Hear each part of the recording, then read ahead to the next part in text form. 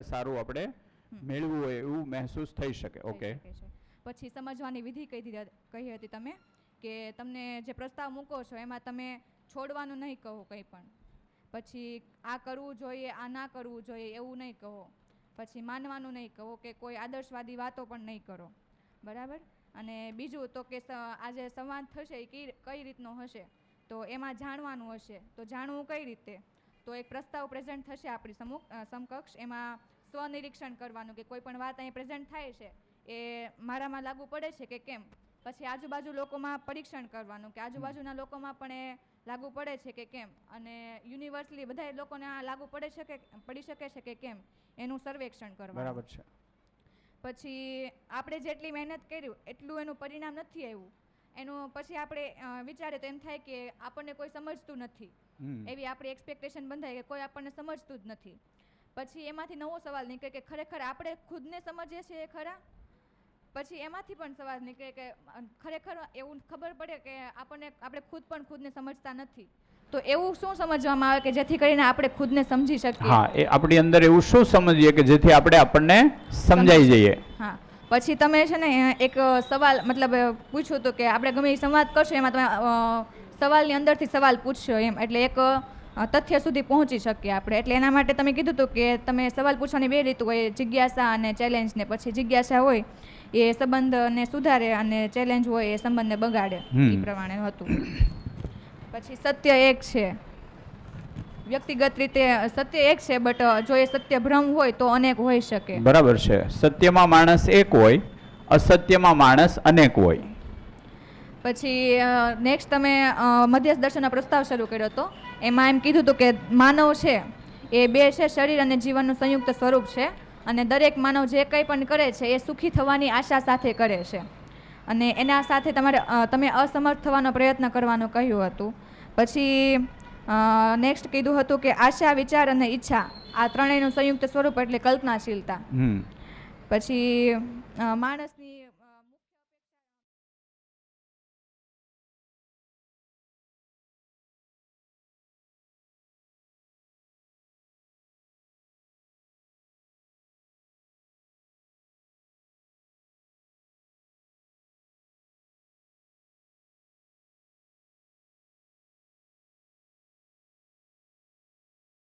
અધ્યયન છે જેમાં ઈશ્વર રહસ્ય રહી ગયું, અને ભૌતિકવાદમાં જળ સંસારનું અધ્યયન કરવામાં આવેલું છે.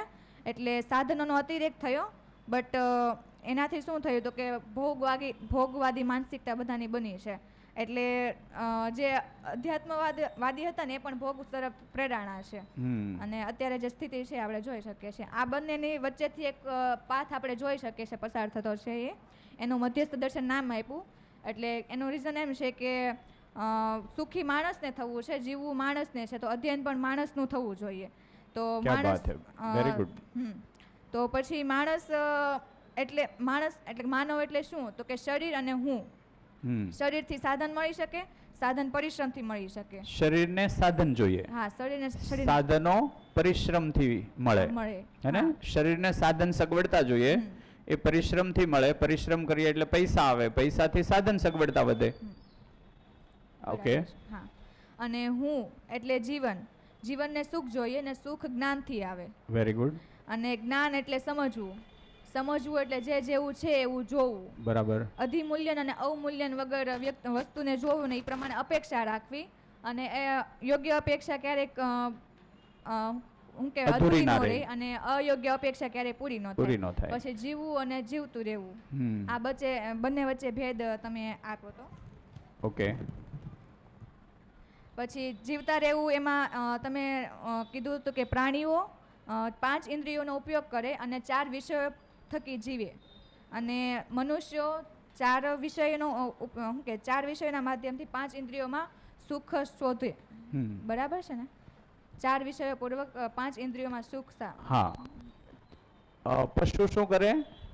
5 ઇન્દ્રિયો દ્વારા 4 વિષયની સંતુષ્ટિ મેળવી અને જીવતા રહે.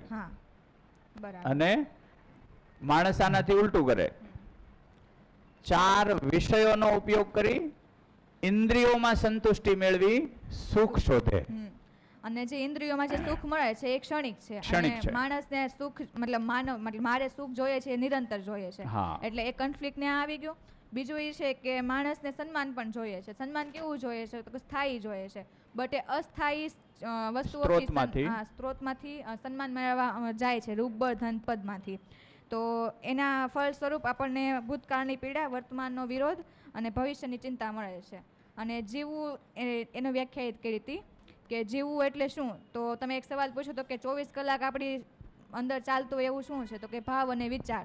ભાવ એટલે ભવની સ્વીકૃતિ, ભવ એટલે સંસાર, અને સંસાર મતલબ ભવની જેટલી ઊંડી સ્વીકૃતિ એટલું ઊંડું સુખ, અને જેટલી લાંબી સ્વીકૃતિ એટલું લાંબુ સુખ, અને જેટલી ઊંડી અસ્વીકૃતિ એટલું ઊંડું દુઃખ, અને જેટલી ઊંડી મતલબ જેટલું લાંબી અસ્વીકૃતિ એટલું લાંબુ દુઃખ.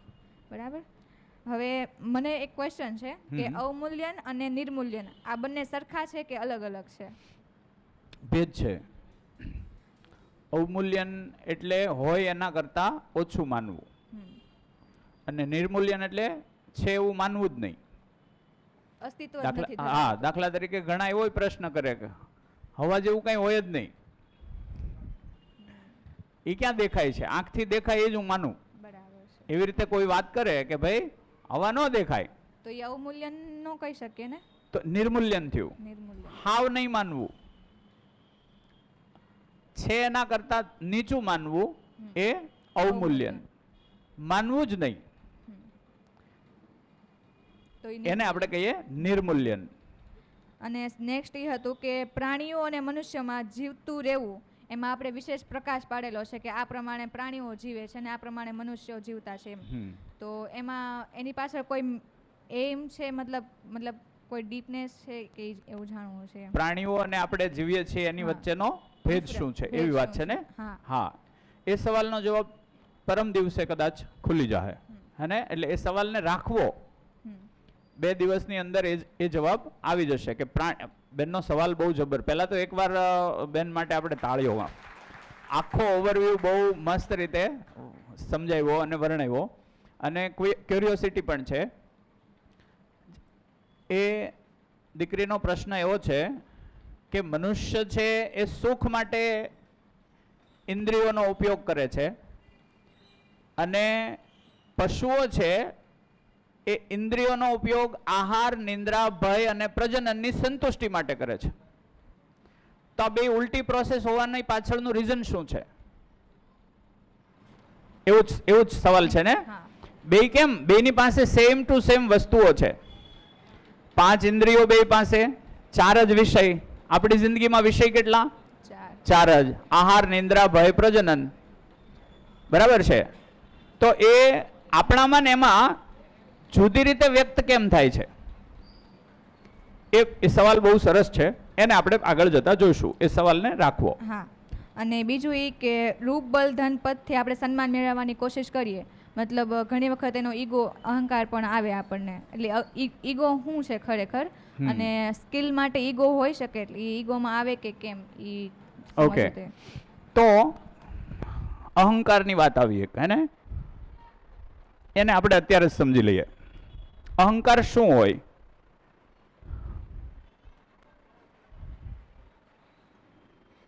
ધન, પદ, રૂપ અને બળ. આ 4 મૂળભૂત બાબતો છે. આપણે શેમાંથી સન્માન જોઈએ છે તો પાકું? સન્માન જોઈએ છે તો પાકું? હા. સન્માન આપણે શોધીએ છીએ ક્યાંથી? ધનમાંથી, પદમાંથી, રૂપમાંથી અથવા તો બળમાંથી. ગાંધીજીને ટ્રેનમાંથી ધક્કો મારીને નીચે ઉતાર્યા, એ શેનો મુદ્દો હતો? હાજી, રૂપ રંગનો. એનો મુદ્દો હતો રૂપનો. માણસ જાત પૃથ્વી ઉપર અમુક પેરામીટર શોધે છે કે ઉત્તમ શું છે. એક વસ્તુને આપણે અહીંયા જોઈએ, માણસ હંમેશા શ્રેષ્ઠતા ઝંખે છે. આ વાતને સમજો. મનુષ્ય હંમેશા શ્રેષ્ઠતાને ઝંખે છે. હા કે ના? આપણે દિન પ્રતિદિન શું બનવાનો પ્રયત્ન કરીએ? આજ છીએ એના કરતા શ્રેષ્ઠ. બરાબર? પણ હજી શ્રેષ્ઠ છે શું? શ્રેષ્ઠ છે શું એ એને ખબર નથી. શ્રેષ્ઠ છે હું એ એને ખબર નથી. એટલે એ જે કંઈ માની લે એને એ શ્રેષ્ઠ માનીને એ પ્રમાણે કામ કરે. જેમ કે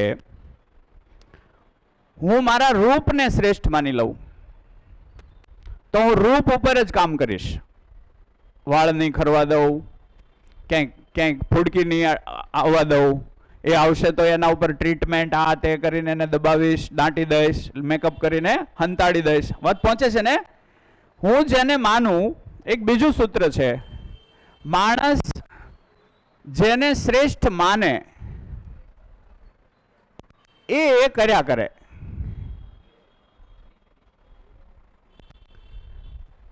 એ ભેગું કરે. જેમ કે કોઈ ધનને જ શ્રેષ્ઠ માને, કોઈ વ્યક્તિ ધનને શ્રેષ્ઠ માને તો એ ધન જ ભેગું કર્યા કરે. જેને જે શ્રેષ્ઠ માને એ પોતે ભેગું કરે. એને ખબર નથી શ્રેષ્ઠ છે કે નહીં, પણ કોઈક જગ્યાએથી એને રેફરન્સ મળ્યા, રેફરન્સના આધારે એને માની લીધું કે હા આ શ્રેષ્ઠ છે, એટલે એ ભેગું કર્યા કરે. એના માટે સંબંધ પડતો મૂકવો પડે તો એ મૂકશે. એના માટે જે એને છોડવું પડશે એ છોડશે, પણ જે માનશે એ જ ભેગું કરશે. જો જે જેવું માને છે એ એને ભેગું કરે છે. રેડી? કોઈ માણસ પદને મહત્વનું માને છે તો એ આખી જિંદગી પદ જ ભેગું કરશે, પદ પાછળ જ દોડશે. એમાં બાળ બચ્ચા છોકરા આ તે જેને ભોગે ચડાવવા પડશે એ ચડાવશે. આવા કિસ્સાઓ મળી જાય કે ન મળી જાય? હલો, હે ને? અને એને એ તોય પાછા જાયજ ઠહેરાવશે કે કંઈક મેળવવા માટે કંઈક ગુમાવવું પડે. એવી રીતે એ જજમેન્ટ આપી નહીં તો એ ત્યાં પહોંચવાનો પ્રયત્ન કરશે. રૂપને મહત્વનું માને, રૂપ ભેગું કરશે.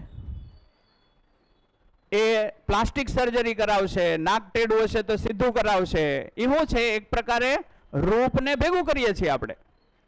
અને પાપણ આવી છે તો એવી ના જોઈએ તો પ્લાસ્ટિકની ચડાવશે. એને એ મોડિફાઈ કરી કરીને તે શું કરશે? કેમ કે એ એને જ મહત્વનું માને છે.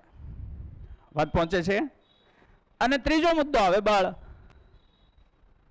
જે માણસ એમ વિચારે છે કે સોસાયટીમાં બળ પ્રયોગ કર્યા વગર આપણી સત્તા અથવા તો આપણું હાલે નહીં, આપણું માન ન વધે, તો એ ગમે એમ કરીને બળ પ્રયોગ કરશે. શામ દામ દંડ ભેદનો ઉપયોગ કરી અને એમાં પોતે જ મેઇન છે એવી રીતે એ પ્રસ્થાપિત કરશે. આવું થશે? આવું દેખાય? દેખાયનો મતલબ આંખથી દેખાય નહીં. હંમેશા જોવે કોણ? કોણ જોવે? કલ્પનાશીલતા જ જોઈ શકે. એ જ જોવે. હું અહીંથી કોઈ પણ વાત કરીશ, રૂપમાં સન્માન શોધવું, તો એ કલ્પનાશીલતાથી જ દેખાશે. જે વ્યક્તિ રૂપમાં સન્માન શોધતો હશે એ તરત તમારા કલ્પનામાં આવી જશે. હે? ઓકે, હવે જે મહત્વનો મુદ્દો એ જોઈ લો. આમાંથી એક પણ વસ્તુનો કોઈ એબ્સોલ્યુટ માપદંડ ખરો કે આ રૂપ એ બેસ્ટ રૂપ ગણાય? હલો, વિશ્વમાંથી કોઈ એક રૂપ શોધો, એ રૂપ એ અલ્ટિમેટ છે, આનાથી ઉત્તમ હોય જ ના શકે એવું રૂપ કોઈ હોય? હોય નહીં. આનો કોઈ એબ્સોલ્યુટ માપદંડ નથી. જેમ કે હું આવું કહેવા માંગુ છું કે 1 લીટર પાણી, તો એને કોઈ આધાર જોઈએ? 1 લીટર એટલે 1 લીટર, ફિક્સ માપ છે. રૂપમાં એવું ફિક્સ શું? કયું રૂપ એ ફિક્સ રૂપ કહેવાય કે આ અલ્ટિમેટ, આનાથી ઉત્તમ હોય જ ના શકે એવું રૂપ કયું? એકેય નહીં. એટલે આમાં જવું ક્યાં પડે? આધાર ઉપર. આના કરતા આ રૂપાળી, આના કરતા આ ઊંચો, આના કરતા, આમાં આધાર લીધા વગર સેટ જ ન થાય. હા કે ના? વાત પોગી? આધાર આવે એટલે અહંકાર આવે જ. આના કરતા આ એટલે એ શું છે? અહંકાર. હે ને? વાત પોગી? આટલું. હજી એને આપણે આખા સ્વરૂપને જોઈએ. પદમાં એવું છે, કયું પદ ઉત્તમ? ધરતી ઉપર કયું પદ છે શ્રેષ્ઠ પદ ગણવું? એનો કોઈ માપદંડ કરો? હલો, માણસે એની રીતે પદ બનાવ્યા કે આને આ પદ છે શ્રેષ્ઠ ગણવું, પછી એનાથી ઉપરનું પાછું હોય જ, ખુલ્લું જ હોય ને. હા, એક બેંકનો ચેરમેન બની ગયો, એ પદ શ્રેષ્ઠ. પછી એમ થાય આ બેંકનો ચેરમેન નહીં, બધી બેંકના જે મૂળભૂત બેંક હોય એનો ચેરમેન બનવું તો થાય. તો પાછો માપદંડ બદલાયો. કોઈ પદ અલ્ટિમેટ પદ છે કે એમાંય કમ્પેરિઝન જોઈએ? કમ્પેરિઝનનો મતલબ થાય સરખામણી કર્યા વગર સેટ જ ન થાય. મુખ્યમંત્રી દાખલા તરીકે એક સ્ટેજ સજાવ્યું અને એ સ્ટેટ ગવર્મેન્ટ માટે સજાવ્યું છે, તો મેઇન સીટ કોની પડશે? મુખ્યમંત્રીની. પણ એમાં સમજી લો કે વડાપ્રધાન આવે તો મુખ્યમંત્રી સાઈડ થઈ જાય, એટલે એનો પદનો મુદ્દો ત્યાં હટી ગયો. સમજી લો કે વિશ્વના રાષ્ટ્રપતિઓ આવે છે તો પાછા ભારતના રાષ્ટ્રપતિ અથવા ભારતના વડાપ્રધાનનું પદ ત્યાંથી હટી જાય. કમ્પેરેટિવ છે આ વાત, પહોંચે છે? કોઈ એક પદ કાયમ શ્રેષ્ઠ હોઈ શકે? સંભવ નથી. તો ત્યાં પણ શું થાય? કમ્પેરિઝન, સાપેક્ષ. એટલે ત્યાં પણ તારા કરતા હું મોટો, મારા કરતા તું નાનો. આ શું થયું? અહંકાર. હે ને? આ હરીફાઈ કર્યા વગર આ ચારેય બાબતમાં હરીફાઈ સિવાય છૂટકો જ નથી. આ પદ વાળો મુદ્દો માત્ર સરકાર પૂરતો ન રહ્યો, ધર્મમાં આવ્યો. હલો, હે ને? ધર્મમાં પદ બન્યા, એમાંય હરીફાઈ ચાલુ થઈને એમાંય હરીફાઈ આવે ને અહંકાર આવે. સાપેક્ષ હોય ત્યાં તું મારા કરતા નાનો તો જ હું મોટો, એ ભાગ ખુલ્લો થાય. ધનમાં કેટલું ધન એ ઉત્તમ ગણાય, એમાંય કોઈ માપદંડ નહીં. સમજી લો કે હું મારા ગામની અંદર સૌથી ધનવાન છું દાખલા તરીકે, પણ બાજુનું ગામ હારે કમ્પેર કરો તો મારો 5મો નંબર આવે. તાલુકામાં કમ્પેર કરો તો ક્યાંય ગણતરીમાં જ નથી આવતો. રાજ્યમાં કરો તો હું ગરીબમાં વહી જાઉં છું. વાત પકડાય છે ને? આનો અર્થ એ થયો ધનનો પણ કોઈ ફિક્સ એબ્સોલ્યુટ પેરામીટર કે આટલા ધનવાન ગણવો એવું ફિક્સ છે નહીં. એટલે એમાં શું થાય? સરખામણી. આના કરતા એટલે અહીંયા સરખામણી આવે, સરખામણી થાય ને હરીફાઈ હોય, હરીફાઈમાં અહંકાર જ હોય. અને બળ, કયું બળ? એબ્સોલ્યુટ બળ, અંતિમ બળ ગણવું તો એમાંય નહીં મેળ આવે. અને સમજી લો કે બાહુબળથી હું બળવાન છું, પણ કોઈ બંદૂક લઈને મારી સામે આવી ગયો તો બંદૂક વાળો મારા જ બળવાન થઈ ગયો. વાત પહોંચે છે ને? તો બળ છે એમાં પણ કોઈ એક બળ ફિક્સ નક્કી થઈ શકતું નથી. આમાંય હરીફાઈ આવે. જ્યાં જ્યાં હરીફાઈ આવે ત્યાં અહંકાર આવે કે ભાઈ તું મારા કરતા નાનો, હું તારાથી આગળ. ઠીક છે? જ્યારે સન્માનનો માપદંડ આની જગ્યાએથી બીજા કોઈ સ્થાને ટ્રાન્સફર થાય અને એનો કોઈ એબ્સોલ્યુટ માપદંડ આવે કે ભાઈ આ એટલે શ્રેષ્ઠ, એટલે અહીંયા આપણે કીધું ને શ્રેષ્ઠતા ઝંખે છે. કોઈ માણસ એવો નથી કે જે શ્રેષ્ઠતાને સ્વીકારી ન શકે. શ્રેષ્ઠતાનો સ્વીકાર કરવો છે ને, પણ એને એબ્સોલ્યુટ શ્રેષ્ઠતા છે શું એ ખબર ન પડે.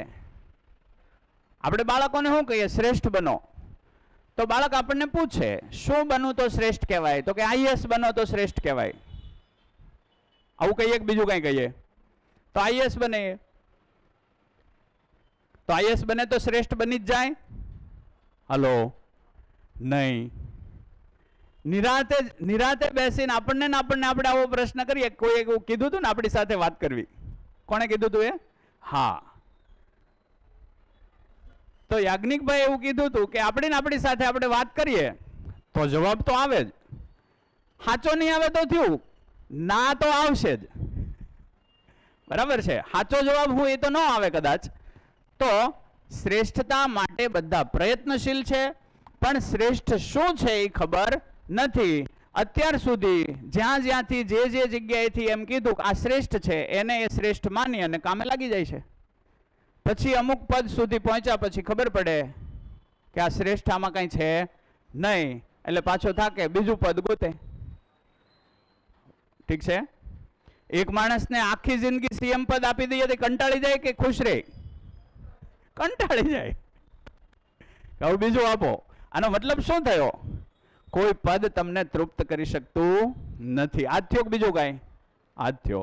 આનો અર્થ એ થયો, જ્યાંથી હું સન્માન કે સુખ શોધું છું એ એડ્રેસ બરાબર નથી.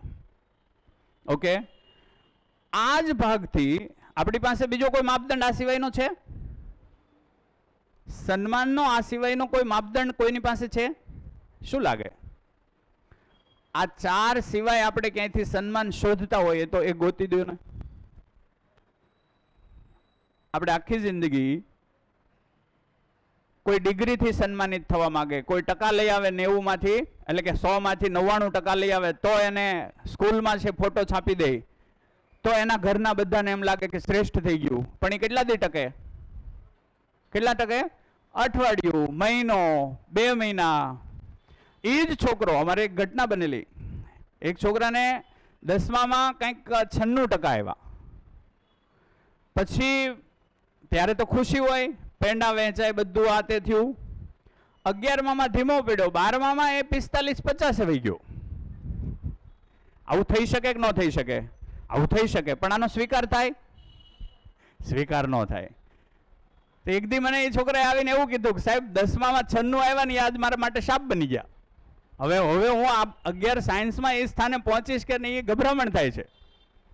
અને મારા આસપાસ અપેક્ષાઓ છે બધાની એવી છે કે 96 એ તરપકવું જ પડે. તું ઓલામ લાવ્યો તો એટલે તારી કેપેસિટી છે. મને એવું દેખાય છે કે સાયન્સમાં આટલું બધું મારા જ નહીં થાય. લગભગ સાયન્સ ભણ્યા હોય બધાને ખબર હોય કે 10મામાં જે ટકા આવ્યા હોય સાયન્સની અંદર ન આવે. પણ એક અપેક્ષા સેટ થઈ ગઈ કે ભાઈ તું 96 નો તો દાવેદાર છો તો 97 જ જોઈએ 12મામાં. આવી અપેક્ષા થઈ જાય. આ અપેક્ષા યોગ્ય છે કે અયોગ્ય એને આપણે ચકાસવી પડે. અહીંયાથી એક મોટો મુદ્દો શું આવે જુઓ. આ ભાગમાં કામ કરો એટલે નીચો દેખાડ્યા વગર તમે શ્રેષ્ઠ બની જ ના શકો. હા કે ના? હું શ્રેષ્ઠ ક્યારે? એટલે જોજો આપણા દિનચર્યામાં તમે જુઓ, અથવા તો ઓટલે બેસીને બેઠા હોઈએ અને 2 જણા વાત કરતા હોઈએ તો એકબીજાની વાત ચાલુ કરીએ અને ત્રીજા વ્યક્તિની કોઈની વાત થતી હોય, એમાં એક જણ છે એમ કે મગનભાઈ છે ને માણસ બહુ રેડી,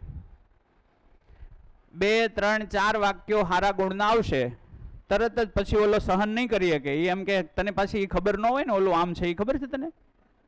આવું થાય છે કે નથી થતું? અને દરેક માણસને શ્રેષ્ઠતાની પ્યાસ છે.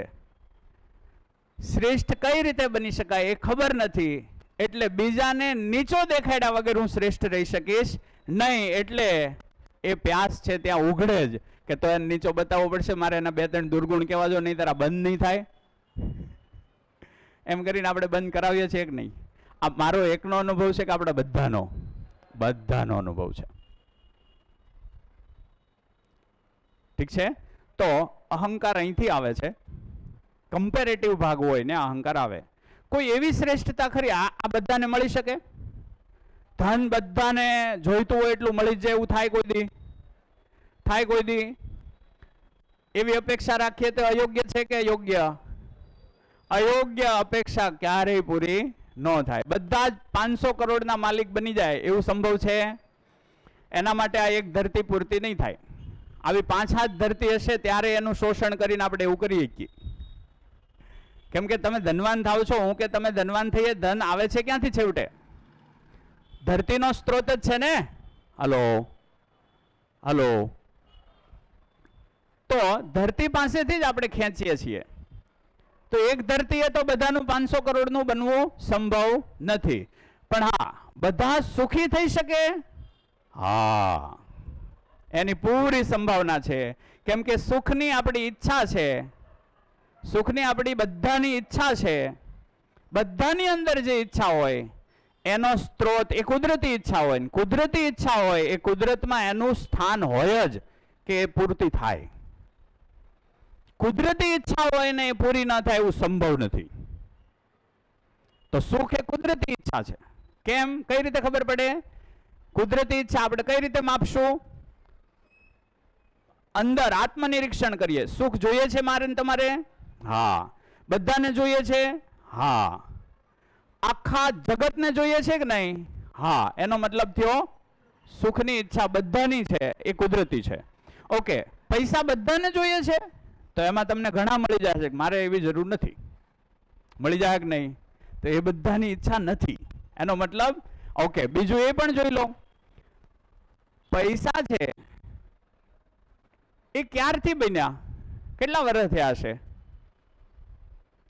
પૈસા બન્યા એને કેટલા? પૈસા બનાવેલા ને આપણે? માનવ સર્જિત છે કે કુદરતી? માનવ સર્જિત. એટલે માણસ બન્યો પછી બન્યા હોય કે પહેલા હતા? પછી બન્યા હોય. એનો મતલબ એવો થયો કે પૈસા નહોતા ત્યારે ધરતી ઉપર માણસ હતા. વાત પકડાય છે? એટલે આપણે કોઈક એવા નાનકડા ભ્રમમાં ફસાણા છીએ જેથી આપણી સુખની આડું કંઈક આવ્યું છે.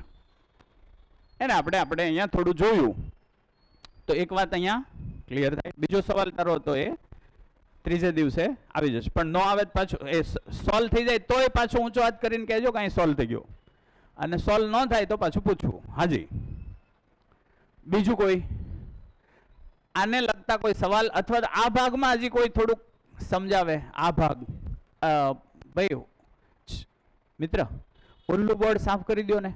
ખાલી છે ને માનવ શરીર, જીવન, ઈચ્છા, વિચાર, આશન, કલ્પના એટલું રાખજો, બાકીનું સાફ કરી નાખો. આ રાખીએ. હા, આના ઉપર કોઈ વાત કરશે હજી? હાજી પ્લીઝ. મારો એક પ્રશ્ન છે. ઓકે. કે આ જીવતા હોવું, હા, એમાં આપણે જે પશુ અને માણસના બે દાખલા આપ્યા. હાજી. પશુની જે સિસ્ટમ તમે કીધી કે એ વિષયોની તૃપ્તિ ઇન્દ્રિયો વડે કરે છે, અને એને વિરુદ્ધમાં માણસ ઇન્દ્રિયોની તૃપ્તિ માટે વિષયનો ભોગ ઉપયોગ કરે છે. તો એકચ્યુઅલી આઈડિયલ વસ્તુ શું છે એમાં? એમ મને એવું લાગે છે કે રાઈટ વસ્તુ કઈ છે એમ. Okay okay okay. રાઈટ વસ્તુ આમાંથી કઈ છે તો? હે? ઓકે, આ બોર્ડ ઉપર જ એનો જવાબ છે, જુઓ તો, ટ્રાય કરો તો. આ બોર્ડ ઉપર જ એનો જવાબ છે એવું જોઈ લો તો, ટ્રાય કરો તો મળે તો. રાઈટ શું છે? હાજી. મને પશુવાળી સિસ્ટમ રાઈટ લાગે છે, ઉલટાની. પશુવાળી સિસ્ટમ રાઈટ લાગે છે? હા. હા, તો પશુઓની સિસ્ટમ રાઈટ છે. મારે શરીર ટકાવવાની ક્રિયામાં એ સિસ્ટમ મારામાં એ જ લાગુ પડે એટલી રાઈટ છે. હું ત્યાંથી સુખ શોધું છું એ રાઈટ નથી. વાત પકડાણી કાંઈ? નહીં, પશુ સુખી નથી. પશુ શરીર ટકાવે છે. હાજી.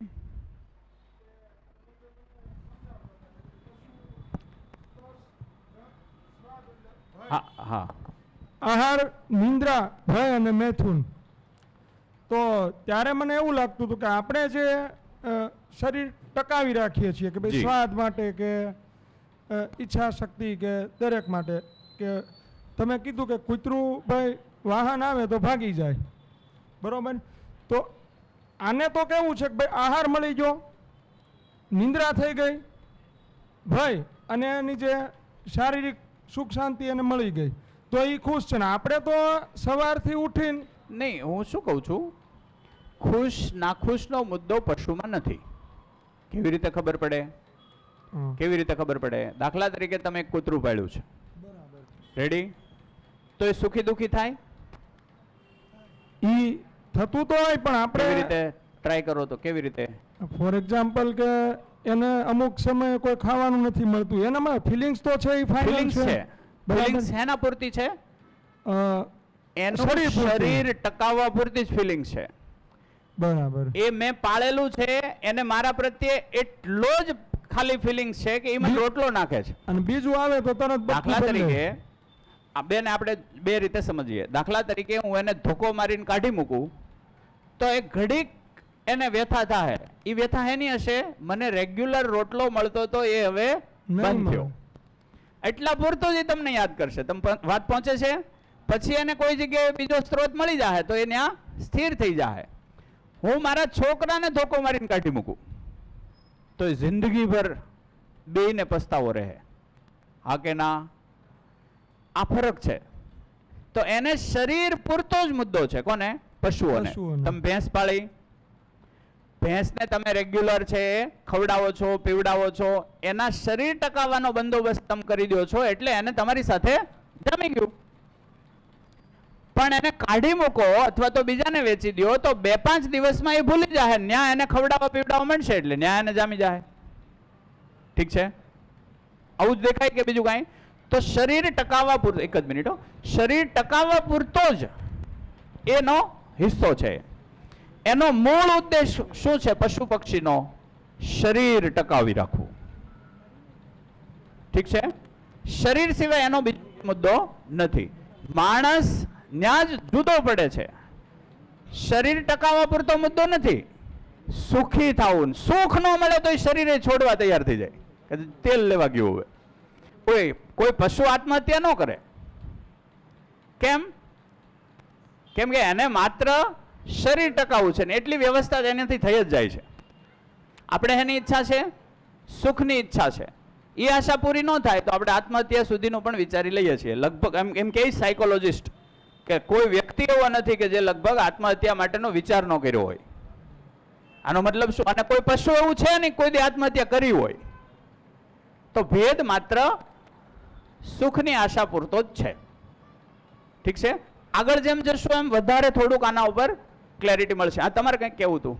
આપણે સર તમે એમ કીધું કે આપણે રોટલો દઈ એટલી ઘડી જ આપણી એમને ઈચ્છા છે કે આ મને રોટલો ડેઈલી આપે છે. તો અમે રહેતા ને ત્યાં એક ગાય હતી. મારું બાળક એને ડેઈલી કોઈને ત્યાં ના આવવા દેતા પણ મારું બાળક ત્યાં જાય તો એ બિંદાસ બેસી જતી ગાય. અને વરસદી પછી ગયું ને તો એને યાદ રાખ્યું. મને ભૂલી ગઈ હતી પણ એ મારા બાળકને બહુ જ સારી રીતે યાદ રાખેલું હતું. બની શકે ને, બને ને, એવું બને જ તે. એમાં હું ના નથી પાડતો. પણ દાખલા તરીકે કેવું હોય કે એ ગાયને ત્યાં બાળક ન આવે તો દુખી થઈ જાય એવું થાય? હા, દુખી રોવા માંડે, કાયમ રોવે, પછી ખાતી બંધ થઈ જાય એવું આખી જિંદગી એવું કરે એવું થાય? ઈ ગાય આવી હતી ને ત્યારે એનું વાછરડું 15 જ દિવસનું હતું. તો ગાય બીમાર પડી ને તો વાછરડાના આંખમાંથી પણ આંસુ જતા હતા અને ગાય તો બહુ ખૂબ જ રડતી હતી. કેટલો સમય એવું થાય કદાચ છોડીને જતા રહી તો? છોડીને તો ઈ તો નથી ખબર પણ ગાય સાજી થઈ ગઈ એટલે આંખમાંથી આંસુડા પણ બંધ થઈ ગયા. એ ભાગ ખુલશે એટલે ખ્યાલ આવશે જ, કેમ કે એ ક્રમમાંથી જ આપણે અહીંયા સુધી છીએ એટલે એ ભાગે આવશે જ. પણ કોઈ પશુ લાંબો સમય દુખી રહે, દાખલા તરીકે તમે પશુને ગાળ દઈ દો કે ભલું બુરું કયો તો એને ખોટું લાગે? હાલો, એને ખોટું લાગે? નહીં. એને ધોકો મારો કાયમ યાદ રાખીને તમારી અરે આડોડાઈ કરે? નહીં.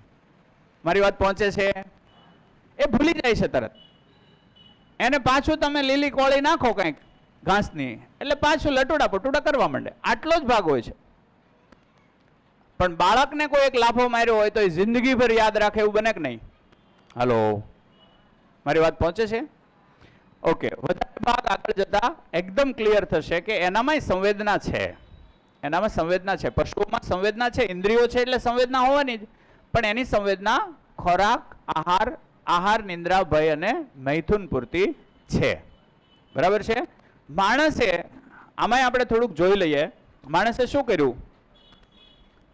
સુખ મેળવવાના હેતુથી આહારનો ઉપયોગ કર્યો. આહારનો ઉપયોગ કર્યો ને પેરિસમાં એક હોટેલ છે એની અંદર માનવ ભ્રૂણ પીરસવામાં આવે છે. માનવ ભ્રૂણ એટલે ખ્યાલ આવે ને? ગર્ભાશયના ગર્ભ પીરસવામાં આવે માનવના. અને એ થાળી છે લાખો રૂપિયામાં છે. એને એ લાખો રૂપિયા વાપરીને આ ખાધું મેં એની સંતુષ્ટિ મેળવે છે. આ યોગ્ય છે કે નહીં એ તો તમારે તમારી રીતે જોવું. આવું થાય છે એટલે ક્યાંથી એને આ સુખ મેળવવાનો પ્રયત્ન, અને પાછા એ પ્રેસ્ટીજ ગણે છે. મેં આ હોટેલમાં ખાધું એમ. તો આહાર છે એની હારે આપણે સુખ અને સન્માનને જોડ્યું છે. ઠીક છે ને? આહારમાં બીજું, આહારમાં આપણે વેરાયટી ઊભી કરી, સ્વાદ ઊભો કર્યો જોરદાર. આજનું સુપ્રીમ કોર્ટના ચીફ જસ્ટિસ છે એનું આજનું નિવેદન છે કે દેશને ડાયાબિટીસ અને હાઇપરટેન્શનથી બચાવી લો. આજનું જ દિવ્ય ભાસ્કરમાં તમે વાંચશો તો આજનું જ છે. અને એણે દરેક સરકારના પક્ષોને વિનંતી કરી તમે પ્લીઝ બચાવો. આ ક્યાંથી આવ્યું? આહારમાંથી. ડાયાબિટીસ ક્યાંથી આવે? બે રીતે, બે ત્રણ છે. હાઇપરટેન્શન કીધું મેં, હે એને આપણે અહીંથી પણ જોઈ શકીએ. ભૂસી નાખ્યું? કંઈ નહીં. અહીં આપણે કીધું તું માનવ, અને એમાં શરીર પ્લસ હું અથવા તો જીવન. એમાં આપણે એક ભાગ કીધો તો મન. ખબર છે ને? જીવનનો એક હિસ્સો છે એ મન છે.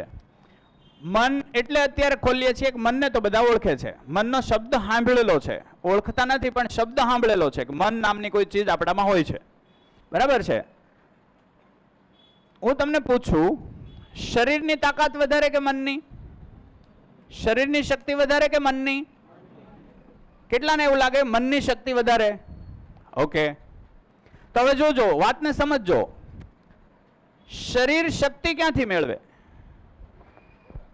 શરીર શક્તિ ક્યાંથી મેળવે? આહારમાંથી. શરીર શક્તિ મેળવે આહારમાંથી. ઠીક છે ને? ઓકે, આહાર આપણે કેટલો ખાઈએ? એક ટાઈમમાં કેટલો ખાઈએ? 400 ગ્રામ.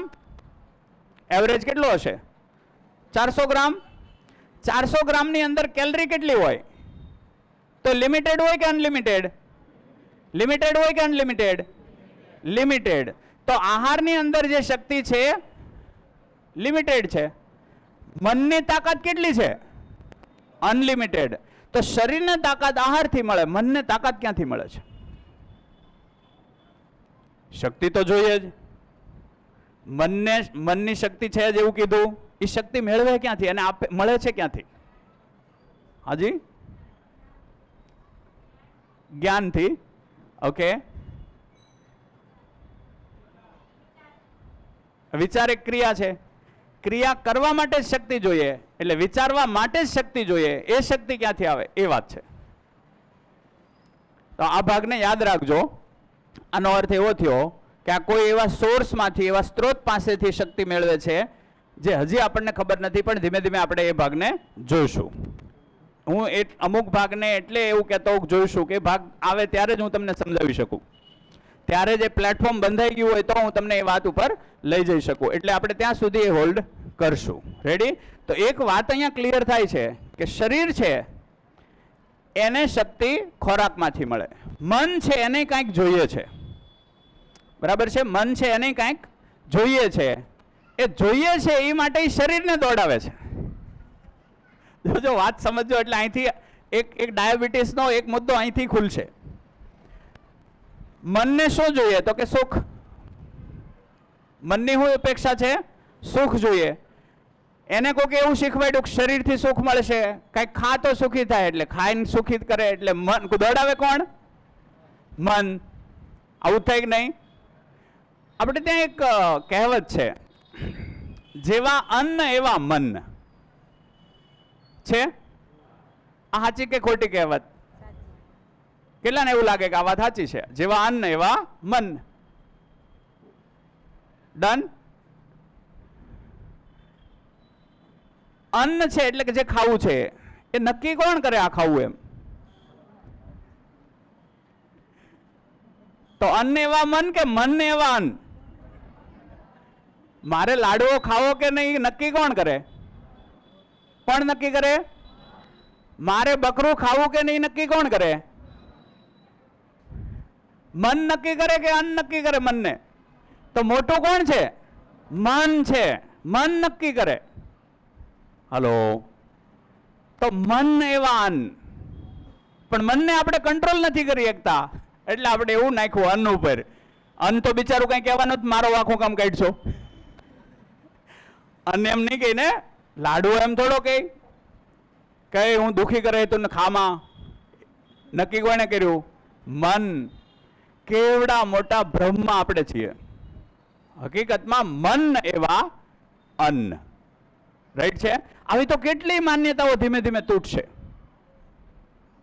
તો આને સુખ જોઈએ, એને સુખનો સ્ત્રોત ક્યાં છે ખબર નથી, એટલે મન કોની પાસે સુખી થવા ટ્રાય કરે? શરીર પાસે. એટલે એ દોડાવે, ક્યાંક આહાર લઈને સુખી કરવાનો પ્રયત્ન કરે, ક્યારેક નિંદ્રામાંથી સુખ લેવાનો પ્રયત્ન કરે.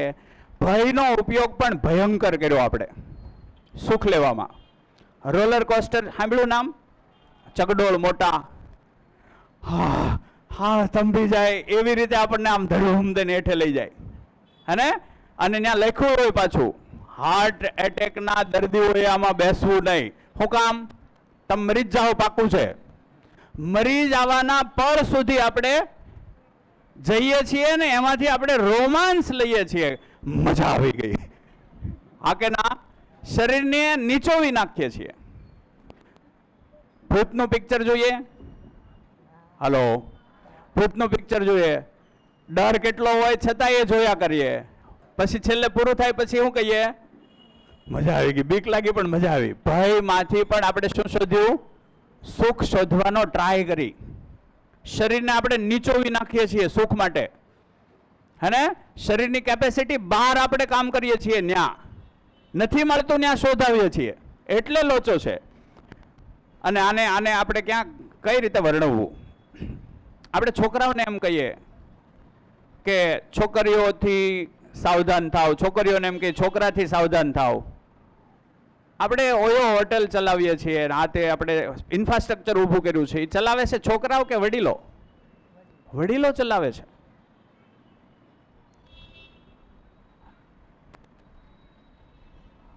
હે ને? આપણે ઊભું કરી દીધું બધું, તમે વાપરો બસ.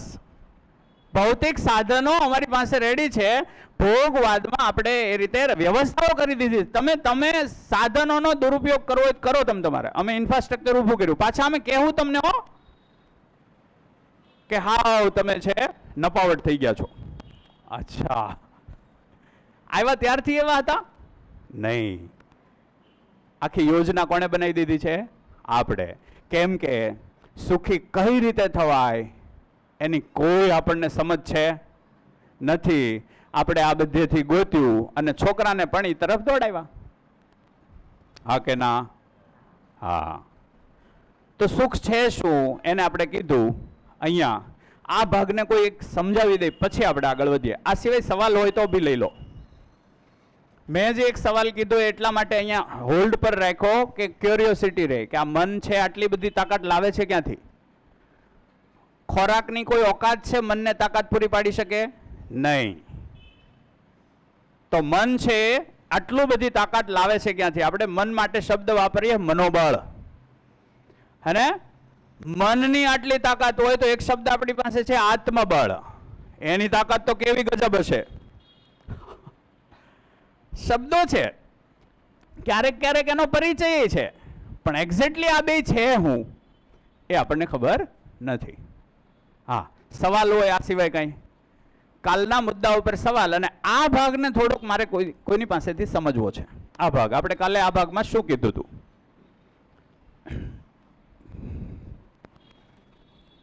કોઈ થોડું વિવરણ કરી દે. પેલું ક્યાં છે?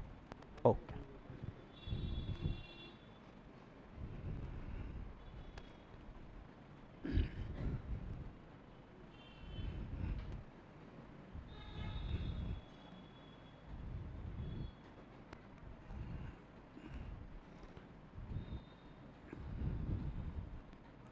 હાજી, કોઈ એક જણ? યસ પ્લીઝ, આપો માઇક આપો. અહીંયા ઝડપ કરજો થોડી.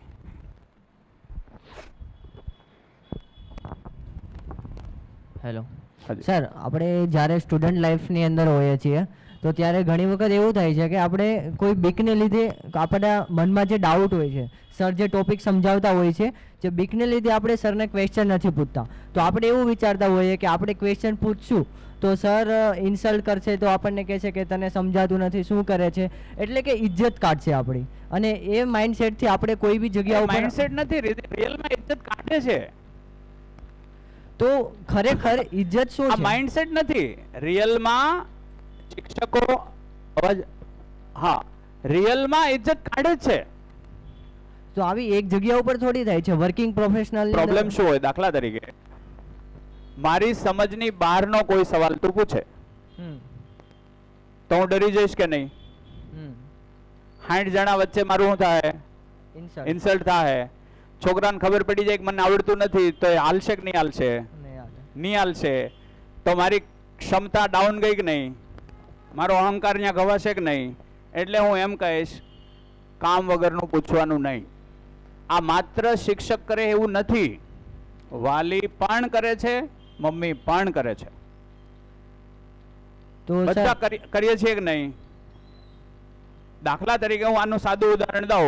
તમને એમ પૂછે, તમને છોકરાઓ પૂછે, મને પૂછે છે, આપણને એમ પૂછે કે આપણે ભગવાન આગળ શ્રીફળ શું કામ વધેરીએ છીએ? તો જવાબ છે કોઈ પાસે?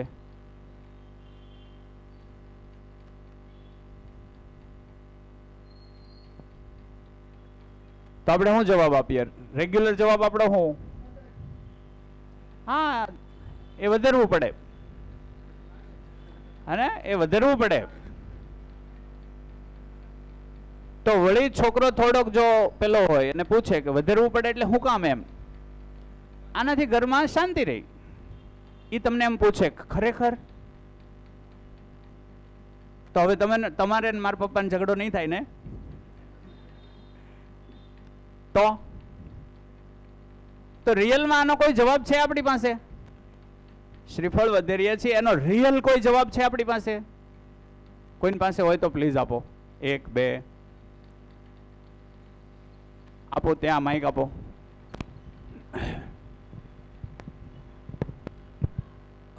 જ્યારે પહેલા શ્રીફળ કે એવું નહોતું ત્યારે કોઈ શુભ કાર્ય કરવા પહેલા બકરાની થોડું વોલ્યુમ આપજો. હલો. ત્યારે બકરાની બલિ ચડાવવાની બકરાની બલિ ચડાવવામાં આવતી હતી. હવે એ બંધ થયું અને હવે એ શ્રીફળ ઉપર આવ્યું છે. બરાબર છે. આ હોઈ શકે એમ. હા હા, એક તર્ક આવો છે હા કે ભાઈ પહેલાના સમયમાં છે માણસની બલિ ચડાવતા, ખબર છે? હલો.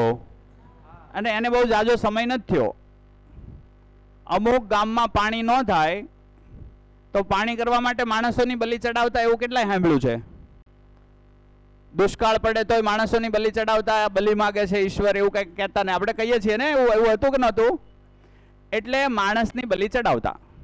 પછી કેટલાક વિદ્વાનોએ કે કોઈ દયાળુ માણસ હશે એને એવું કીધું કે ભાઈ આ વ્યાજબી નથી, કોઈ એક જીવની બલિ લેવી વ્યાજબી નથી. એટલે પછી પશુની બલિ નક્કી કરી. એટલે ગાય, ભેંસ, બકરા એની બલિ હજી ચડે છે ને. તો એમાં કેટલાક ધર્મએ, કેટલાક સંપ્રદાયોએ જીવદયાને પણ જોઈ કે ભાઈ આ તો ખોટું કહેવાય. આપણો કોઈ અધિકાર નથી ભેંસને કાપી નાખવી, ગાયને કાપી નાખવી, એ અધિકાર નથી. એટલે પછી કોઈ એમ કીધું કે તમારે બલિ જ ચડાવીશ, કેમ કે આપણે પકડી લીધું હોય મૂકીએ તો નહીં. એટલે એનો વિકલ્પ આપવો પડે. તો કોઈ વિકલ્પ આપ્યો કે આ શ્રીફળ છે. શ્રીફળમાં એકદમ માથા જેવું જ બધું હોય. 2 આંખ્યું હોય, જટિયા એટલે છાલા હોય, કાચલી એટલે ખોપડી હોય, એની અંદર ગર એટલે મગજ હોય એવો શેષ હોય, મગજની અંદર મસ્તિષ્ક જળ હોય એટલે પાણી હોય. એટલે કીધું કે તું આ વધેર, એટલે ખવાય ને 2 થાય. એટલે ત્યાં સુધી આપણે પહોંચ્યા. હે, શુભ થાય એ કરવાથી શુભ થાય. છોકરો એમ પૂછે કે ખરેખર શુભ થાય જ ગેરંટી? તો જવાબ છે કે નથી? તો શુભ શ્રીફળ કરે કે આપણી માનસિકતા? હલો, આપણી માનસિકતા. તો માનસિકતા ઉપર કામ કરવું જોઈએ કે શ્રીફળ ઉપર? માનસિકતા ઉપર કામ કરવું જોઈએ. પણ માનસિકતા કેવી રીતે સમજવી એનો કોઈ આપણી પાસે નિચોડ નહોતો. એટલે આપણે શું આંક્યું? શ્રીફળ. તો આવા તો કેટલા સવાલ છે, એના જવાબ ન હોય તો હું શું કહીશ? ભાઈ આ સિલેબસની બહારનું છે. અથવા તો વડીલ ઘેરે પૂછશે તો વડીલો શું કહેશે? મોટો થાય એટલે બધી ખબર પડી જાય. એમાંય તમને એમ કીધું એક તમે જ મોટા થઈ ગયા, તમને પડી કે નહીં? તો કયો? તો અઘરું, વધારે અઘરું. એકલા હોય તો વળી હજી સમજ્યા, 5 જણાને વચ્ચે પૂછી નાખ્યું હોય તો હેરાન થઈ જાય. હાજી. તો સર આના ઉપરથી એ જ તર્ક નીકળ્યો ને કે જેની પાસે સંપૂર્ણ જ્ઞાન હોય એની જ ઇજ્જત હોય. તો જેની પાસે જ્ઞાન એવું નથી. જો એમાં 2 વાત છે. દાખલા તરીકે એક વસ્તુ, બધા પાસે પૂર્ણ જ્ઞાન હોય એવું તો સંભવ નથી, એવું બરાબર છે. તો હું ખોટી કોઈ વાતમાં જાઉં અથવા તને એમ કહી દઉં કે સિલેબસની બહારનું છે, એના કરતાં હું સ્વીકારું કે આની મને ખબર નથી, તો રિસ્પેક્ટ વધે કે ઘટે? વધે. પણ આપણે એ ભાગમાં જઈ ન હોય કે એમાં હિંમત જોઈએ, એમાં બહુ મોટી હિંમત જોઈએ. હે ને? આ મને ખબર નથી, હું ટ્રાય કરીશ, 2-3 દિવસમાં શોધીને તને મળશે જવાબ તો દઈશ, આવું કહી શકાય. પણ એના માટે શું જોઈએ? 60 વ્યક્તિની વચ્ચે મને આ નથી ખબર એ સ્વીકારવાની હિંમત જોઈએ. ઠીક છે ને? ત્યાંથી બીજો ભાગ એવો ખુલે તો વિદ્યાર્થીઓને એવું લાગશે કે હવે સાહેબને ખબર નથી પડતી તો આપણને થોડી ખબર હોય, એમ કરીને વિખવાદી થઈ શકે. એ બધાથી બચવા માટે આપણે એમ કહીએ કે સિલેબસની બહારનું નહીં પૂછવાનું. તો એક તંદુરસ્ત વાત છે, થવી જોઈએ. બાળકો આપણને પૂછે, બાળકો ઘરે આપણને કાંઈ પૂછે તો આપણે એ સ્વીકારી શકીએ છીએ ખરા કે મને નથી ખબર એમ? કેટલા એણે જિંદગીમાં, પોતાની જિંદગીમાં બાળક કાંઈ પૂછે અને એમ કંઈક નથી બેટા મને આ નથી ખબર, ચાલ આપણે સાથે બેસીને સમજીએ, કંઈક શોધીએ, એવો પ્રયાસ કર્યો એવા કેટલા? ઓકે, આટલા જ. હે ને? તો નથી આપણે પ્રયાસ કરતા, તો પ્રયાસ કરવો જરૂરી છે. બરાબર છે? ઓકે. બીજું કોઈ? આ એક સમજવું છે. કાલે આપણે આ ભાગ લીધો તો 24x7 જે ચાલે છે ભાવ અને વિચાર. ભાવ એટલે ભાવનો સ્વીકાર, વિચાર એટલે ભાવનું વિશ્લેષણ. એના અનુસંધાનમાં આ ભાગ લીધું હતું. તમે ઘરે ગયા પછી આ ભાગમાં કાંઈ મહેસૂસ થયું હોય, ઘરની અંદર કોઈ ઘટના બની હોય, સ્વીકાર અસ્વીકારના ભાવ સમયે આ તરફ ધ્યાન ગયું કે નહીં, એવું કાંઈ હોય તો તમે શેર કરો અને કહો. યસ યાજ્ઞિકભાઈ.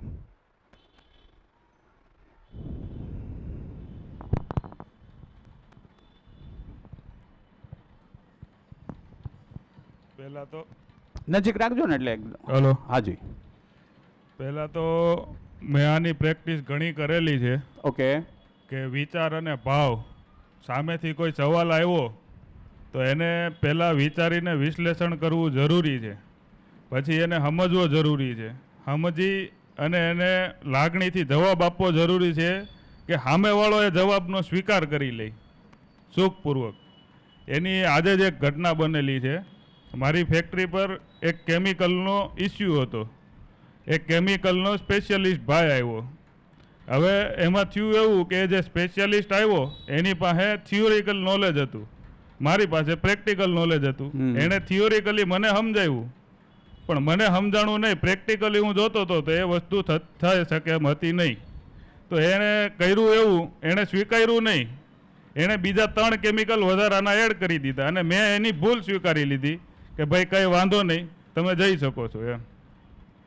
ઓકે. એનાથી હું બહાર નીકળી ગયો અને મેં બીજો ઓપ્શન શોધીને મારી પ્રોસેસ આગળ વધારી દીધી. બરાબર છે. ઓકે. તો ગુસ્સે થવાના બદલે શું કર્યું? સોલ્યુશન શોધ્યું. હે ને? જનરલી આપણે નહીંતર શું કરીએ? ગુસ્સે થઈ જઈએ. ગુસ્સો એટલે શું? તમારા સવાલમાંથી જ આ વાત આવી. ગુસ્સો એટલે શું? કોઈ ઘટના કે પરિસ્થિતિ બાબતે મારી અયોગ્યતા બરાબર ગુસ્સો.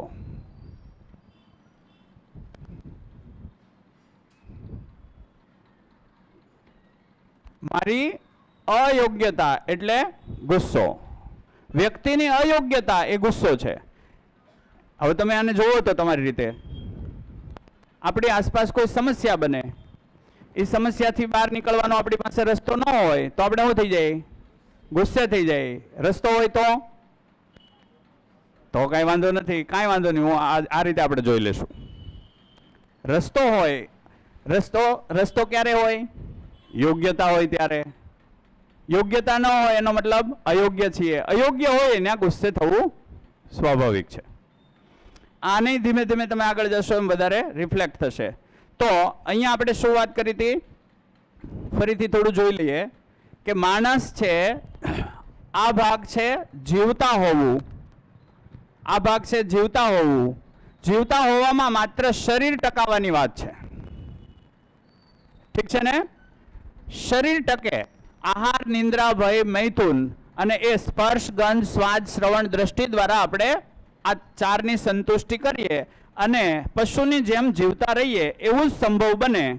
જો ઇન્દ્રિયોમાંથી સુખ શોધવાનો પ્રયત્ન કરીએ તો પશુથી ઉપરની કક્ષાએ જશું કે નીચે? હલો, પશુથી ઉપરની કક્ષાએ જશું કે નીચેની? નીચેની કક્ષાએ. ઠીક છે. એ જ રીતે સન્માન અહીંથી શોધશું તો સન્માન સ્થાયી જોઈએ છે, અસ્થાયી સ્ત્રોતમાંથી એ સંભવ નથી. તો સુખ એટલે છે શું? સુખ જોઈએ કેટલું? નિરંતર અને અઢળક. તો મારે સુખ જોઈએ છે. મારે એટલે કોને? જીવનને. તો જીવનની અંદર કોઈ એવી ક્રિયા થઈ રહી છે જે સતત ચાલે છે. એ કઈ છે? તો કે ભાવ અને વિચાર. એક બીજો અહીંયા ભાગ એવો કીધો તો, જીવનનો એક બીજો ભાગ અહીંયા એવો કીધો તો, આશા, વિચાર અને ઈચ્છા. આવી ત્રણ ક્રિયા જીવનમાં થાય છે. હે? આ ક્રિયા વગરનો કોઈ માણસ હોઈ શકે નહીં. બધાની અંદર ઈચ્છા હોય, બધાની અંદર વિચાર હોય અને બધાની અંદર આશા પણ હોય. આ ત્રણેયનું સંયુક્ત સ્વરૂપ આપણે એને શું નામ આપ્યું હતું? કલ્પનાશીલતા. ઓકે. આશા, વિચાર અને ઈચ્છા એ ત્રણેયનું સંયુક્ત સ્વરૂપ એટલે કલ્પનાશીલતા. દરેક વ્યક્તિ પાસે કલ્પનાશીલતા છે કે નથી? છે કે નથી? કલ્પનાશીલતા એટલે શું ખ્યાલ આવે ને? દાખલા તરીકે હું એમ કહું, પૃથ્વી ગોળ છે કે ચોરસ? પૃથ્વી ગોળ છે કે ચોરસ? ગોળ. આખો ગોળો તમારા કલ્પનામાં આવી ગયો? હલો, આવી ગયો ને? હું એમ કહું સમુદ્ર, તો સમુદ્રનું ચિત્ર બનાવી નાખે કે નહીં અંદર? વાત પહોંચે છે? હું એમ કહું સફરજન, તો સફરજનનું ચિત્ર બની જાય? હલો. તો આ થઈ કલ્પનાશીલતા. એ કેટલી છે બધા પાસે? કેટલી છે? અઢળક છે. અઢળક છે. આ ખૂટે એમ છે નહીં. અઢળક એ છે. અને ક્યારે બંધ થાય? વિચાર બંધ થાય તો કલ્પનાશીલતા બંધ થાય. વિચાર જ એનો હિસ્સો છે. તો આ બંધ ક્યારેય ન થાય એટલે નિરંતર છે. વાત પોગે છે? કલ્પનાશીલતા અઢળક, કલ્પનાશીલતા નિરંતર. મારે સુખે જોઈએ અઢળક, સુખે નિરંતર જોઈએ. તો અહીંયા કંઈક કનેક્શન બેહે છે.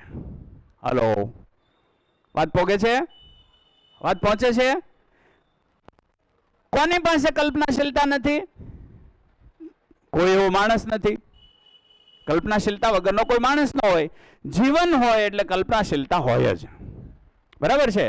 શું કનેક્શન છે એને આપણે એસ્ટાબ્લિશ કરીએ ધીમે ધીમે. આનો મતલબ એવો થયો કે વિચાર મારા સતત ચાલે છે, એના આધારે ભાવ પણ સતત ચાલે છે. ભાવ અને વિચાર છે સતત ચાલે છે. ભાવ શું છે? ભવનો સ્વીકાર. ભવ એટલે શું? સંસાર. સંસારમાં જે છે એ બધું જ એનો સ્વીકાર. સ્વીકાર એના વગર ન થઈ શકે? ન થઈ શકે? સમજ વગર ન થઈ શકે. સમજ ક્યાંથી આવે? સમજે કોણ? આપણી અંદર કયું તત્વ છે જે બધું સમજી શકે? પૃથ્વીને ગોળ છે એવું કોણ સમજ્યું? હલો, કોણ સમજ્યું? જોરથી બોલો. મન સમજ્યું કે આખી ક્રિયા આ કીધી એ? હેનાથી સમજ્યા? કલ્પનાશીલતાથી. પૃથ્વી ગોળ છે એવું કેનાથી સમજ્યા? કલ્પનાશીલતાથી. વાત પહોંચે છે ને? હલો, કેમ ધીમા પડો છો? પૃથ્વી ગોળ છે એ કોણ સમજ્યું? કલ્પનાશીલતા. ઓકે. પૃથ્વી ફરે છે આમ સ્પેસમાં, આ વાત પકડાય? હલો, તો આમ આંખ બંધ કરો તો એ આમ ફરતી તમે કલ્પી શકો કે નહીં? પૃથ્વી છે એ પૃથ્વી અવકાશમાં ઘૂમે છે. આ સમજાણું? હલો, હા. પૃથ્વી પોતાની ધરી ઉપર ફરે છે. પોતાની ધરી ઉપર ફરે છે એટલે આમે ફરે અને આમે ફરે. આમ ફરે છે એ કોણ સમજ્યું? કલ્પનાશીલતા દ્વારા સમજાય. આમ ફરે છે, અહીંયા સૂર્ય છે, પૃથ્વી આમ ફરે છે, એના આધારે પૃથ્વી ઉપર રાત દિવસ થાય છે. હા કે ના? વાત પકડાય છે? કોણ સમજ્યું? કલ્પનાશીલતા. આ કોણ સમજી શકે? નાનો સમજી શકે કે મોટો? સ્ત્રી સમજી શકે કે પુરુષ? પટેલ સમજી શકે કે આહિર? હિન્દુ સમજી શકે કે મુસ્લિમ? ભારતીય સમજી શકે કે આફ્રિકન? બધા જ સમજી શકે, કેમ કે બધા જ પાસે શું છે? કલ્પનાશીલતા છે. વાત પકડાય છે ને? ધીમે ધીમે જે વસ્તુ છે એવી પકડાઈ જાય, એ કોનાથી પકડાય? કલ્પનાશીલતાથી. છે એવી પકડાય એટલે શું વિકસે? સમજ. સમજ વિકસે એટલે શું આવે? સ્વીકાર. સ્વીકાર આવે એટલે શું આવે? ભાવપૂર્ણતા. ભાવપૂર્ણતા આવે એટલે વ્યક્તિના વિચારો સ્થિર થાય. જેટલી જેટલી સમજ વિકસતી જાય, પૃથ્વીની સમજ વિકસી, ઋતુઓની સમજ વિકસી, પેડ પૌધા યાની કે વનસ્પતિઓની સમજ વિકસી, કીટકોની સમજ વિકસી, કીટકો પ્રત્યે ભાવ પ્રગટ થાય. કીટકોની સમજ વિકસવી એટલે શું? આપણે કીટકો પ્રત્યે અભાવ છે કે ભાવ છે? હલો, અભાવ છે. કેમ? કેમ કે કીટકોની આ પૃથ્વી ઉપર ભૂમિકા શું છે એની આપણને સ્પષ્ટતા નથી. કીટકો આપણી જિંદગીમાં, કીટકોનું મહત્વ શું છે? પતંગિયું હોય એનું મહત્વ શું? આપણી જિંદગીમાં કોઈ મહત્વ ખરું? હલો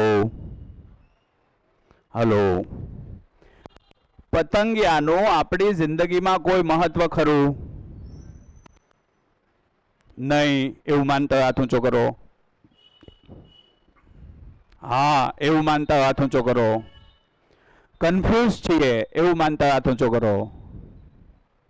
ઓકે, જેને ખબર હોય એક જણ કહેશે કીટકનું આપણી જિંદગીમાં મહત્વ શું?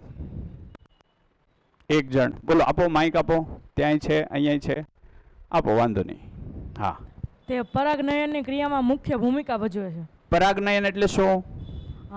જે વનસ્પતિ હોય છે એ પોતાનું ભ્રૂણ હોય એટલે નવા વૃક્ષોને જન્મ આપે છે, બીજ બને છે. હા, એટલે એક ફૂલ હોય, એ ફૂલ પરથી પરાગરજ લઈ બીજા ફૂલ ઉપર લઈ જાય ત્યારે જ છે એ ફળ બને. તો આપણી ઘરે આવતું દરેક ફળ, દરેક શાકભાજી, દરેક દાણો, એમાં ક્યાંક ને ક્યાંક કીટકોની ભૂમિકા છે. હલો, વાત પોગે છે?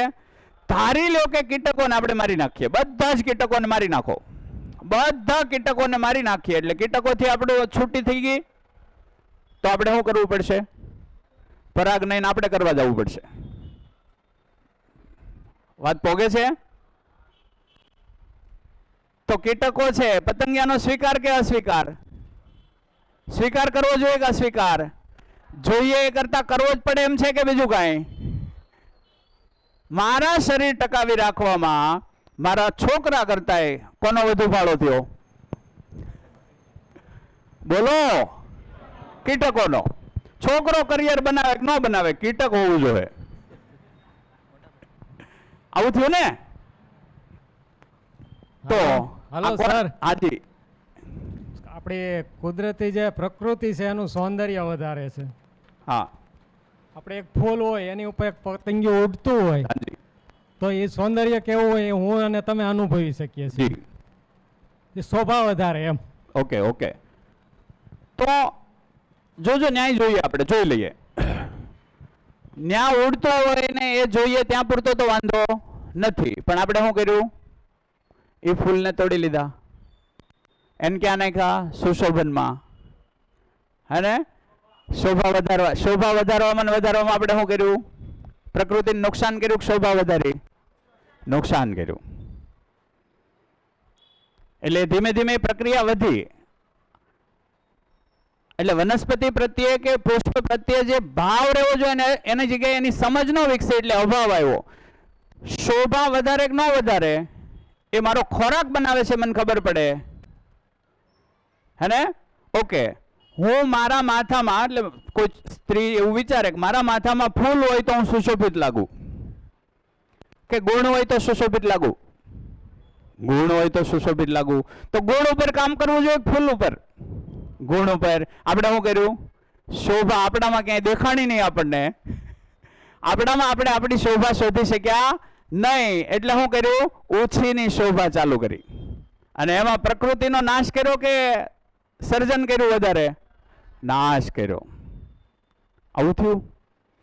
આ પણ સમજવું પડ્યું, સમજવું પડશે, વહેલા મોડું સમજવું જ પડશે. ઠીક છે ને? તો હું શેનાથી શોભી ઉઠું? એ શોભવું તો છે જ કે નહીં? તો શ્રેષ્ઠતાની ઝંખ ના થઈ, પણ હું શેનાથી શોભી ઉઠું એ મને ખબર નથી. એટલે શ્રેષ્ઠ છે થવાય કેવી રીતે એ ખબર નથી, એટલે આપણે શું કર્યું? ફૂલોથી શ્રેષ્ઠતા તરફ આપણે ગયા, પણ એ શ્રેષ્ઠતા તો છે નહીં, એનાથી નુકસાન આપણે ચાલુ કર્યું.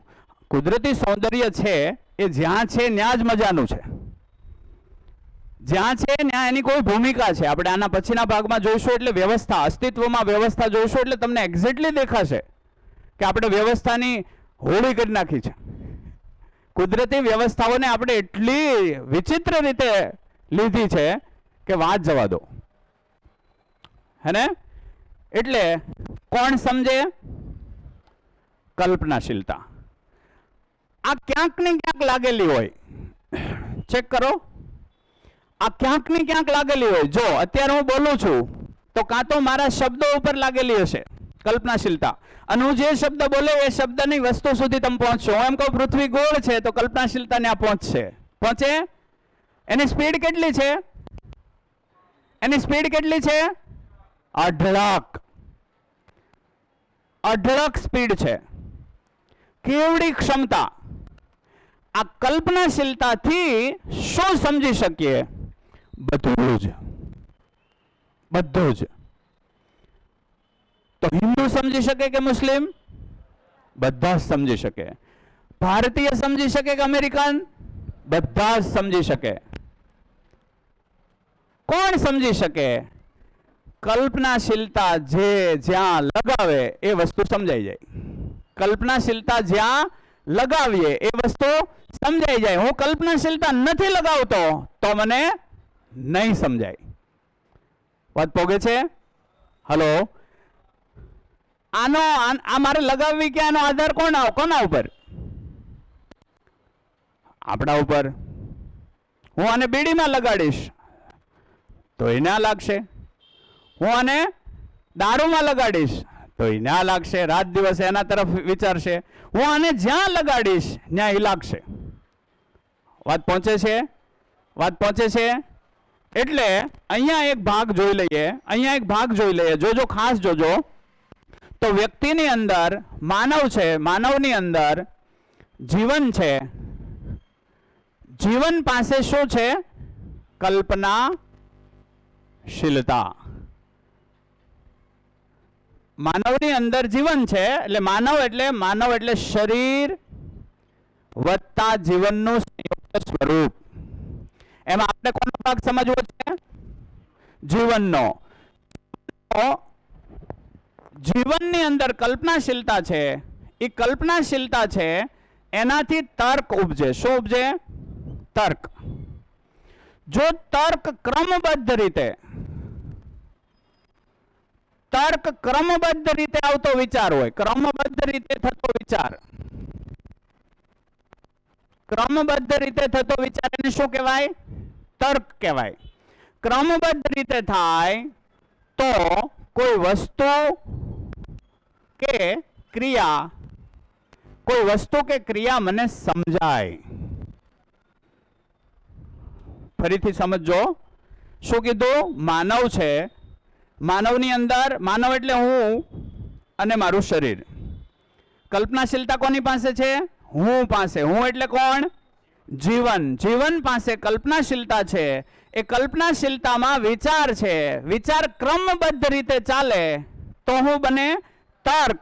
તર્કથી માણસ સમજી શકે. ઠીક છે? જેમ જેમ સમજાતું જાય હલો, જેમ જેમ કોઈ વસ્તુ સમજાઈ જાય તો એ વસ્તુ પ્રત્યેની સમસ્યા વધે કે ઘટે? ઘટે. એટલે સમજાઈ જાય તો સમસ્યા ઘટે. અથવા તો આને આપણે એમ કહીએ કે માણસ પાસે શું વધારે આવે? ઉકેલ.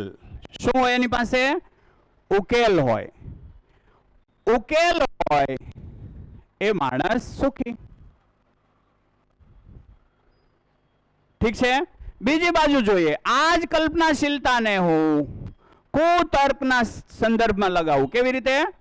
કુતર્ક કરું. કુતર્ક કરવો એટલે શું? કુતર્ક કરવો એટલે શું? મારે સતત સુખી થવું છે અને હું આહારમાંથી ગોતું છું.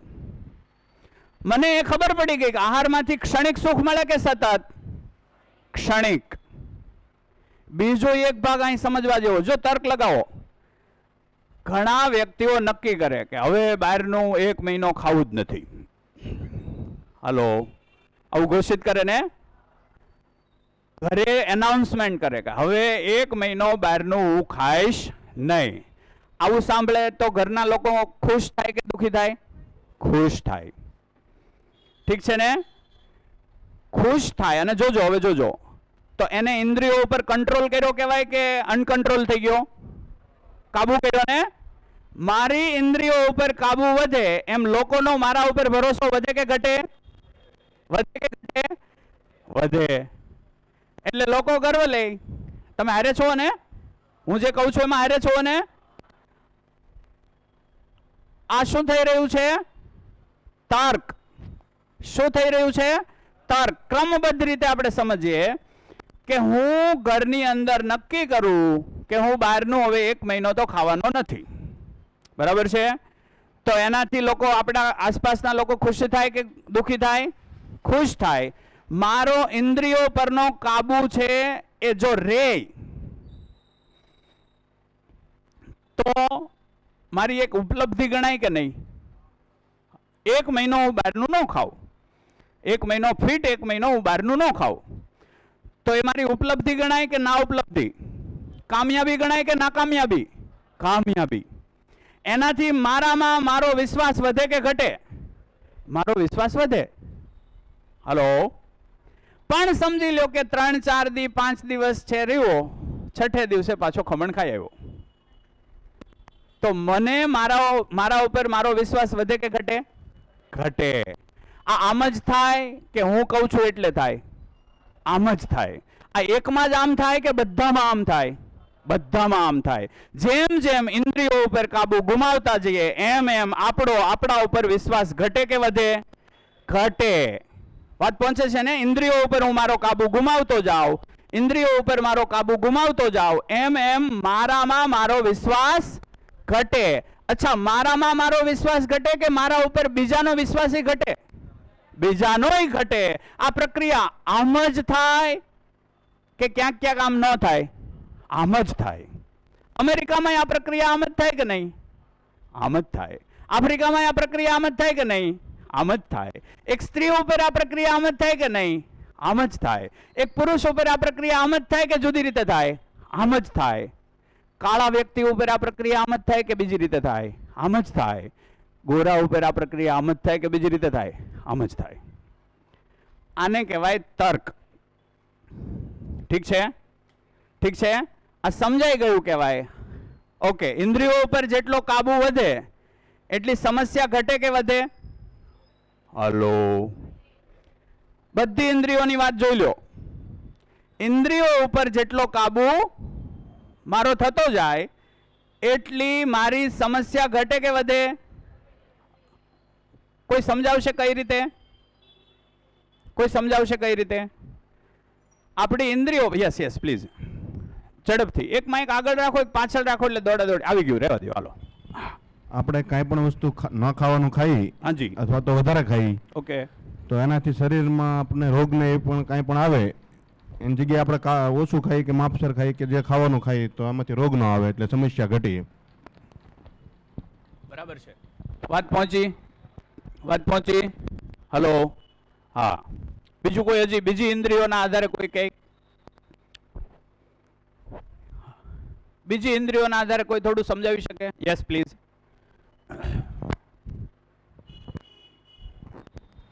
જ્યારે આપણે ખરાબ કંઈક સાંભળી તો એના વિચારો આપણા મનમાં સતત આવ્યા કરે. એક તો આપણી પાસે બીજા વિચારો હોય અને ઉપરથી બીજા વિચારો પાછા આવી જાય, એટલે આપણી સમસ્યા વધારો થાય. બરાબર છે, બરાબર. ઓકે, એટલે અહીંયા એક વાત ખબર પડી કે મારી પાસે શું છે? કલ્પનાશીલતા છે. કલ્પનાશીલતાથી શું બને? તર્ક. તર્ક એટલે શું? કોઈ ક્રમબદ્ધ ચાલતો વિચાર એટલે તર્ક કહેવાય. તર્કથી વસ્તુ હોય એવી સમજાય કે ન હોય એવી સમજાય? હોય એવી સમજાય. હોય એવું જ સમજાઈ જવું, હોય એવું જ દેખાવું, એને કહેવાય સત્ય. તો સત્ય પકડાયું. સત્ય પકડાય એમ મારી પાસે ઉકેલ વધે કે ઘટે? ઉકેલ વધે. મારી પાસે ઉકેલ વધે. ઘરમાં બધા જ પ્રશ્નોના ઉકેલ મારી પાસે હોય તો લોકોનો વિશ્વાસ મારા ઉપર વધે કે ઘટે? મારો વિશ્વાસ મારા ઉપર વધે કે ઘટે? મારામાં વિશ્વાસ પૂર્ણતા આવે તો હું સુખી થાવ કે દુખી? સુખી થાવ. તો સુખની ચાવી આ છે. વાત પહોંચી? પણ એક માણસ શું કરે છે? કુતર્ક કરે છે. ઠીક છે, કુતર્ક કરે. કુતર્ક એટલે શું? અસ્તવ્યસ્ત વિચાર. અસ્તવ્યસ્ત વિચાર, હે? અસ્તવ્યસ્ત વિચાર. જેમ કે આપણે હમણાં થોડી વાર પહેલા કીધું, અન્ન એવા મન કે મન એવા અન્ન? મન એવા અન્ન. મારે મારા ઉપર દોષ નથી લેવો એટલે હું કોના ઉપર નાખું? અન્ન ઉપર. અન્ન તો બિચારું કંઈ કહેવાનું નથી. ઓકે, આને આપણે એકવાર વિચારી લઈએ.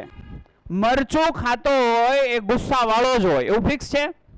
નહીં.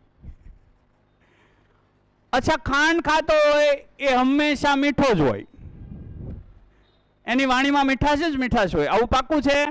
નહીં. તોય આપણે એવું કુતર્ક કર્યો. શું? અન્ન એવા મન. તો એ તર્ક છે કે કુતર્ક છે? તર્ક છે કે કુતર્ક છે? કુતર્ક છે. હું મારા ઉપર દોષનો ટોપલો લેવા નથી માંગતો. મને ગુસ્સો મારાથી આવે છે એ માનવું નથી મારે, એટલે ડુંગળી ઉપર હું નાખું છું. મેં ડુંગળી ખાધી ને એટલે ગુસ્સો આવે છે. અરે યાર, અને આને શું કહેવાય? કુતર્ક. કુતર્કથી શું થાય? સમસ્યા વધે કે ઘટે? મેં આવી રીતે વ્યવહાર કર્યો કે મેં ચટણી અને ડુંગળી ખાધી, એનાથી મારામાં ગુસ્સો વધ્યો, તો મારો બાળક એ મારામાં શું શીખશે? એ જ શીખશે, કુતર્ક. એટલે એ એની ઘરવાળી સાથે કેવી રીતે કામ કરશે? ગુસ્સે થાય. ગુસ્સે થયા પછી કહે કે આ ડુંગળી ખવાણી હતી ને એટલે ગુસ્સે થયો, તો હું નથી થયો. આને શું કહેવાય? કુતર્ક. આ હું કહું છું એટલે કહેવાય કે આવું જ દેખાય છે. કેટલાને સહમતિ બને કે આવું જ દેખાય છે? વાત પહોંચે તો છે. તો આનો અર્થ એવો થયો કે આ કુતર્ક થયું. કુતર્કથી ના સમજી આવે, હે ને? શું આવે? ના સમજી આવે. જેટલી જિંદગીમાં આવી કુતર્ક કરીને ના સમજી ભેગી કરીએ એટલી સમસ્યા વધે કે ઉકેલ વધે? સમસ્યા વધે. સમસ્યા સાથે માણસનું જીવવું સંભવ નથી. સમસ્યા વધે એમ એનો જીવન પ્રત્યેનો રુચિ ઘટતી જાય. જીવન પ્રત્યેની રુચિ ઘટતી જાય એમ એમ રુચિ ઘટવી એટલે દુઃખી થઈ જવું. એમ એમ તિજોરી ભરી હોવા છતાંય, તિજોરી ભરી હોવા છતાંય એ છેવટે ટીંગાઈ જાય. આવી સંભાવના અહીંયા બને. વાત પહોંચે છે એકદમ? તો બધા પાસે કલ્પનાશીલતા છે અને બધા પાસે સ્વતંત્રતા પણ છે કે કલ્પનાશીલતાને મારે લગાવવી ક્યાં? સમજ માટે લગાવવી કે ના સમજ માટે લગાવવી? તર્કમાં લગાવવી કે કુતર્કમાં લગાવવી? એની છૂટ કોની છે? મારી. એની સ્વતંત્ર જવાબદારી પણ કોની છે? મારી. તો મારા દુઃખનું કારણ કોણ હોય? હલો, મારા દુઃખનું કારણ કોણ હોય? હું અને માત્ર હું. નો ડુંગળી હોય, નો શ્રીફળ હોય. વાત પહોંચે છે? અને તોય હજી માનવું હોય કે શ્રીફળ ન વધેર્યું એટલે હું સુખી ન થયો, તો 5 વધેરી નાખો ને, ક્યાં એમાં વાત છે? દુકાને મળે જ છે ને. કંઈ પણ કરો, આ ભાવમાં કરો કે ઓલા ભાવમાં, કલ્પનાશીલતા લગાડી અને તર્કબદ્ધ રીતે બધું સમજ્યા વગર છૂટકો નથી. છૂટકો જ નથી. વાત પહોંચે છે બધી? શું સમજ્યા? એક કામ કરો, ડાયરી કેટલા પાસે છે? ઓકે, જે સમજ્યા એ 2 મિનિટમાં લખી નાખો. થોડું ચિંતા નહીં થઈ જાય ને 2 કાલ. જે લોકો લખવાના નથી એ લોકો બેસીને વિચારો અને પછી આપણે થોડું કન્ક્લુઝન કરીએ કે એક્ઝેક્ટલી શું સમજ્યા. આનો આની સાથે કનેક્શન બેસે છે? જોઈ લો. અને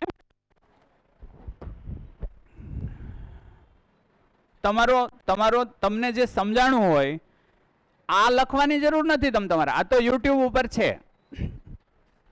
આ યુટ્યુબ ઉપર છે.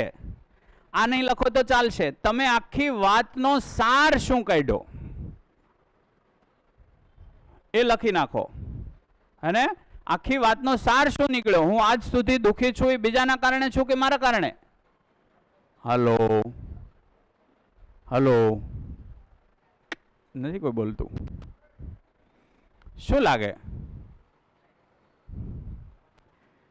કઈ નહીં, લખી નાખો પહેલા.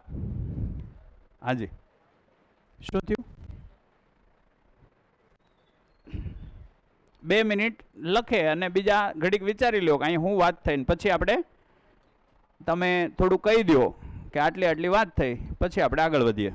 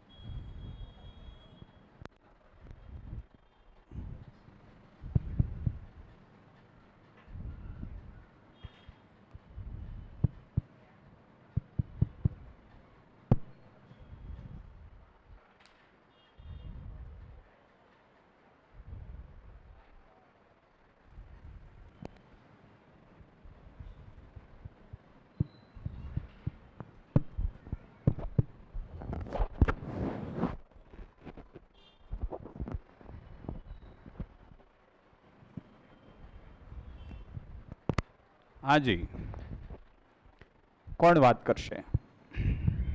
આપો માઇક. વાત કરશો? હાથ ઊંચો કર્યો તો કોઈ વાત કરશે? હાથ ઊંચો કરે એટલે માઇક આપે. એક ત્યાં આપો માઇક. બીજા કોઈ એક જણ વાત કરશે, હાથ ઊંચો કરો ને એટલે માઇક ત્યાં પહોંચાડી દે એટલે સમય આપણો વધારે જાય નહીં. હાજી, કલ્પનાશીલતા જ્યારે કોઈ પણ ક્રિયા અથવા તો વસ્તુ ઉપર તર્કબદ્ધ રીતે વિચારે ત્યારે વસ્તુ જેવી છે તેવી સત્ય સમજાઈ જાય અથવા ક્રિયા સમજાઈ જાય. તેનેથી સમજાણા પછી કોઈ પણ ક્રિયા કે વસ્તુનો જ્યારે પણ પ્રશ્ન ઊભો થાય ત્યારે એનો ઉકેલ આપણી પાસે હોય, કારણ કે એ વસ્તુ અને ક્રિયાને આપણે સમજી ગયા હોય. એટલે પછી આપણે એની વિશે કોઈ ભય અથવા ડર રહે નહીં અને આપણે એનો ગુસ્સો અથવા તો બીજી કોઈ એની બિનજરૂરી રિએક્શન ન આપવી. એટલે જે સુખી થવાની એક પ્રક્રિયા છે. અને છેવટે અંતે તો જ્યારે જેટલી વસ્તુ જેમ જેમ વધારે સમજતા જઈએ એટલે નિરંતર સુખી થવાના માર્ગ ઉપર આગળ વધતા જઈએ. Okay, very good.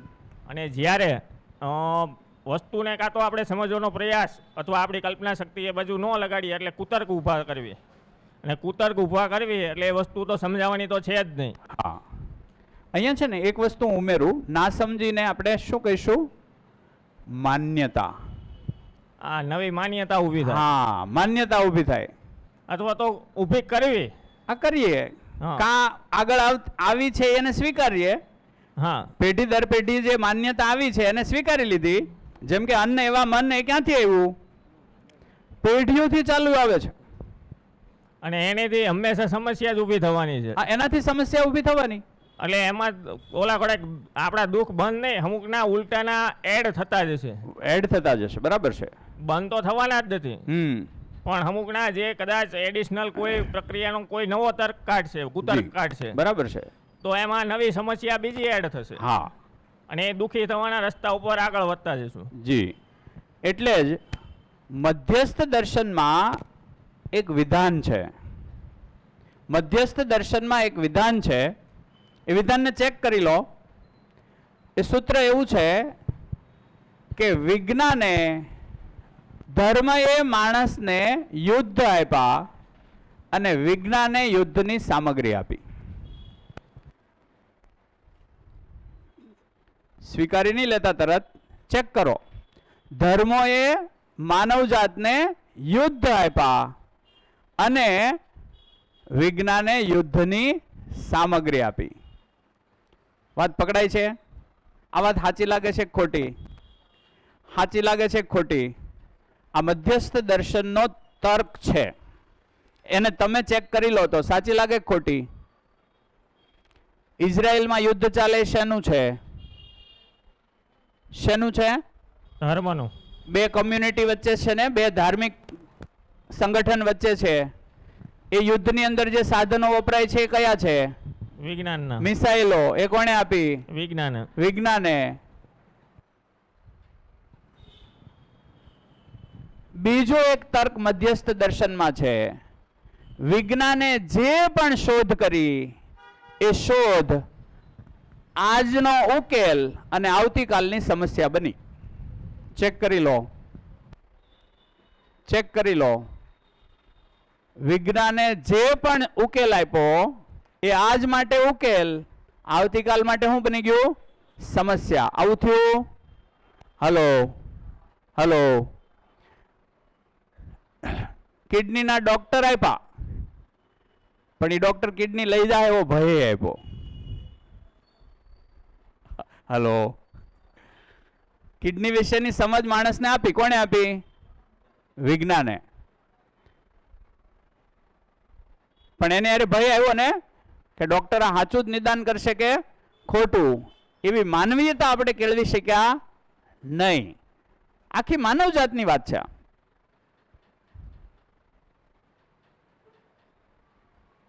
તમે ઓપનહાઇમર નામનું મૂવી જોયું કોઈ? ઓપનહાઇમર 1, 2.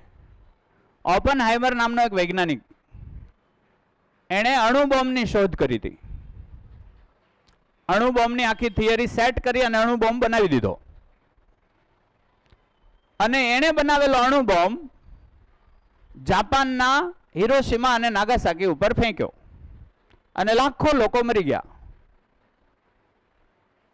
ત્યાર પછી ઓપનહાઇમરને આખી રાત, એની આખી જિંદગી એને સતત એ દેખાણા કર્યું કે મારા બનાવેલા બોમ્બથી કેટલાય માણસો મરી ગયા. અને આમ સપનામાં એવું આવતું, બાળકો મરે છે, બૈરાઓ મરે છે, વૃદ્ધો મરે છે, તડપે છે બધા, એવું સતત એને ફીલ થતું હતું. એ ઓપનહાઇમર મૂવીમાં એનો અનુભવ પણ બતાવે છે. તો વિજ્ઞાનની સાથે શું જોઈએ? વિવેક. વિજ્ઞાનની સાથે શું જોઈએ? વિવેક.